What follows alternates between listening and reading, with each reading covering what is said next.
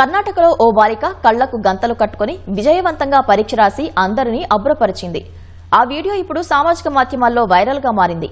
బళ్ళారి నగరంలోని కురవల్లి Thimmappa memorial English medium స్కూల్లో 8వ తరగతి చదువుతున్న హిమబిందు కళ్లకు గంతలు కట్టుకుని పరీక్షలు రాసి అందరినీ ఆశ్చర్యపరిచింది. అంతేకాదు కళ్లకు గంతలు కట్టుకుని ఫోటోలను కూడా గుర్తించగలదు. ప్రధాని మోదీ, హనుమంతుడు, శ్రీ కనకదాస తదితర ప్రముఖుల ఫోటోలను గుర్తించగలదు. ఫోన్లోని అక్షరాలను కూడా ఖచ్చితంగా చెప్పగలదు.